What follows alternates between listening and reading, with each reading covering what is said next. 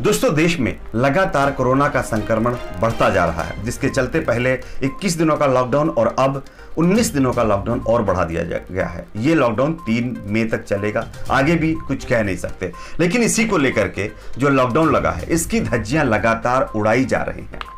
आप सभी लोगों ने देखा, पहले तबलीगी जमात का मामला सामने आया, उसके बाद अलग अलग जगहों पर और आप लोगों ने देखा, जैसे कि गुजरात में भी और मुंबई के बांद्रा एरिया में भी मजदूर बेचारे परेशान होकर के उनको बाहर निकलना पड़ा। लेकिन अब एक और नया मामला सामने आया है और इस पर मीडिया की चुप्पी काफी ज्यादा परेशान करने वाली है। जिस तरह से तबलीगी जमात के मसले को लेकर के अभी तक मीडिया अपनी दुकान चलाने का काम कर रही है, लेकिन अब इस मसले को लेकर के जो नया सामने आया है, इस पर मीडिया पूरी तरह से खामोश है। दरअसल देश भर में लागू लॉकडाउन और तमाम सख्तियों के बीच कर्नाटका के कलबुर्गी में गुरुवार को आयोजित एक धार्मिक कार्यक्रम में हजारों लोगों ने भारी संख्या में हिस्सा लिया।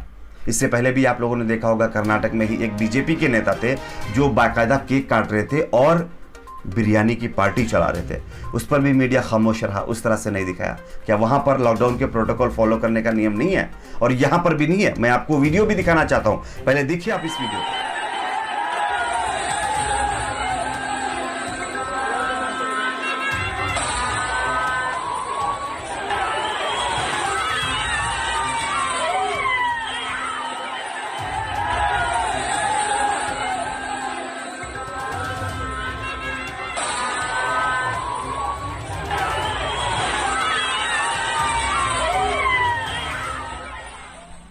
तो जैसा कि आप लोगों ने इस वीडियो को देखा, इस वीडियो में आप देख सकते हैं कि हजारों लोग साथ मिलकर के एक रथ को खींच रहे हैं।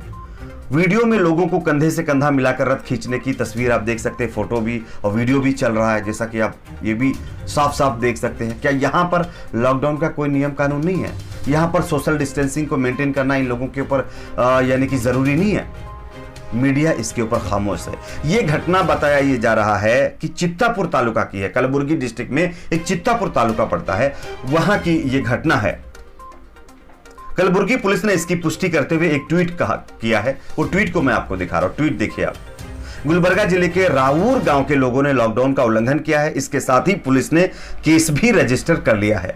पुलिस ने केस रजिस्टर जरूर किया है, मीडिया में यह केस अभी नहीं पहुंचा है। मीडिया में तबलीगी जमात की बिरयानी जिस तरह से मीडिया खा रहा है और उस बिरयानी को खा करके अपना पेट भर रहा है, अपनी दुकान चला रहा है, लेकिन ये मसला उसको नहीं दिख रहा है। ये कहीं ना कहीं लॉकडाउन का उल्लंघन करता हुआ वीडियो उनको नजर नहीं आ रहा है। शर्म आनी चाहिए ऐसे मीडिया चैनल्स पर और ऐसे दलाल पत्रकारों के ऊपर।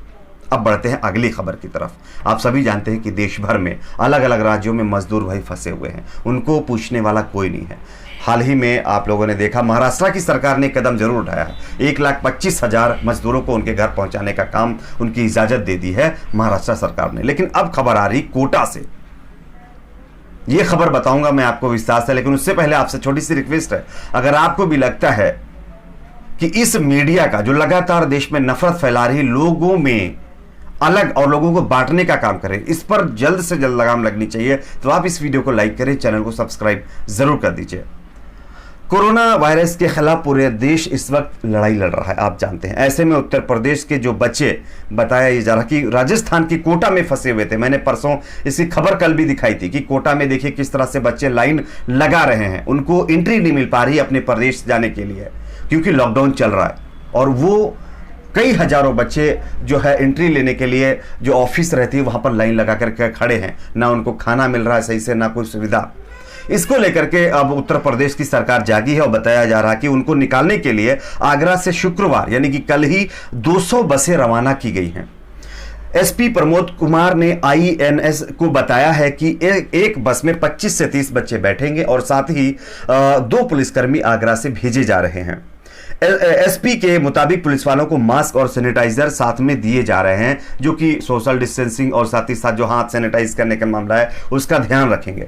SDM सिटी प्रभा कांत शर्मा ने बताया है कि 200 बसें यहां से भेजी जा रही, जबकि 100 बसें कोटा में खड़ी हैं। इनकी मदद से 6,000 बच्चों को वहां से लाया जाएगा और उनके आवास पर छोड़ा जाएगा। काफ़ी अच्छी बात है, बच्चों को लाना भी चाहिए। अलग अलग जगहों पर पढ़ने के लिए गए थे, लेकिन बेचारे फंस गए, वहाँ पर कैसे क्या करेंगे, सबको तकलीफ है। लेकिन क्या मजदूरों की आहट नहीं नजर आती है इन सरकारों को? अलग अलग जगहों पर जो मजदूर फंसे हुए हैं, अरे उनके पास तो कुछ भी नहीं है, बहुत गरीब तबके से हैं वो।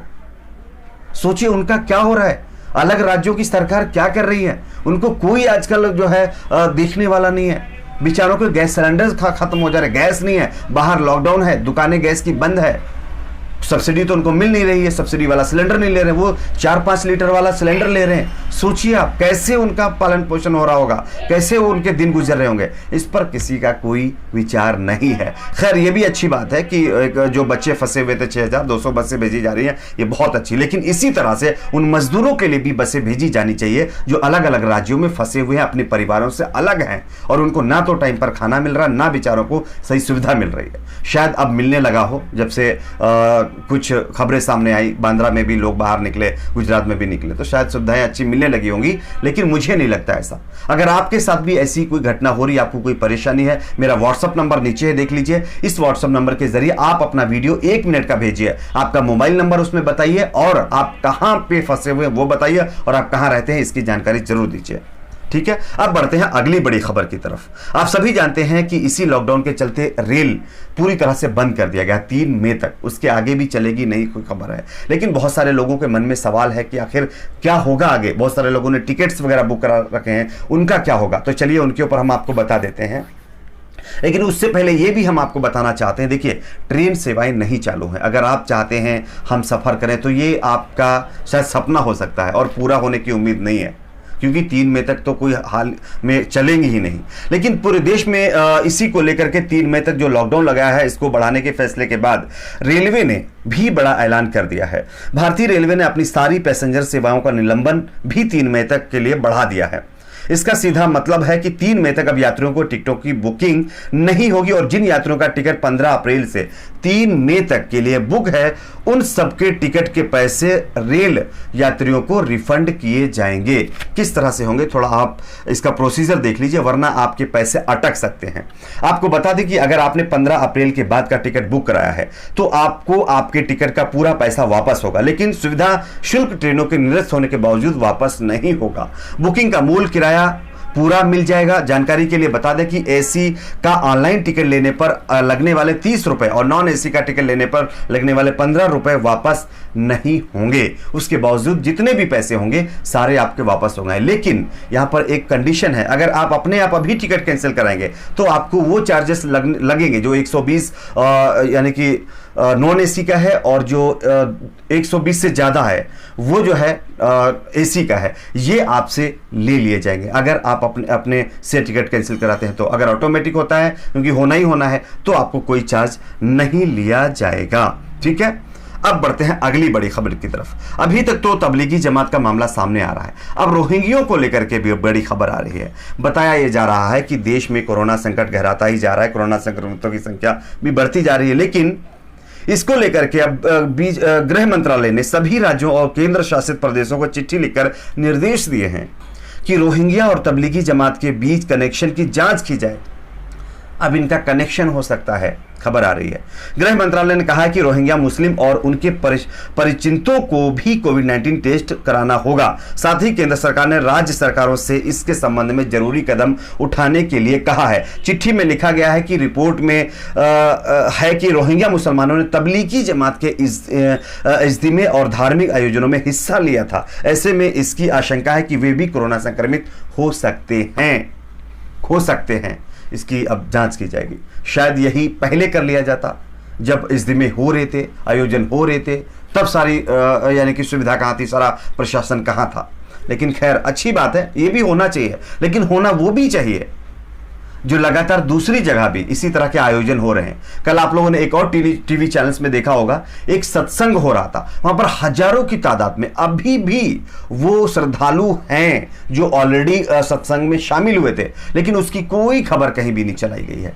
तो ये हमारे देश का हाल है, ये हमारे देश की मीडिया है, ये हमारे देश की सिचुएशन है। इस पर सोचना आपको है। मीडिया तो नफरत फैलाएगी ही फैलाएगी। अगर आप मीडिया के बहकावे में आएंगे तो यकीनन आप अपने उस दोस्त को खो देंगे जो दूसरे धर्म से ताल्लुक़ रखता होगा। इससे पहले आप लोगों ने कभी ऐसी सिचुएशन नहीं देखी होगी जो कि आज आपको देखने को मिल रही है और आगे भी देखने को मिलेगी। प्लीज़ इस मीडिया के चक्कर में मत आइए, भाईचारा बना के रखिए। अगर आपको ये वीडियो पसंद आया तो लाइक करिए, शेयर करिए, अपनी राय कमेंट बॉक्स में जरूर दीजिए। इस वीडियो को लाइक करिए और चैनल को सब्सक्राइब जरूर करें।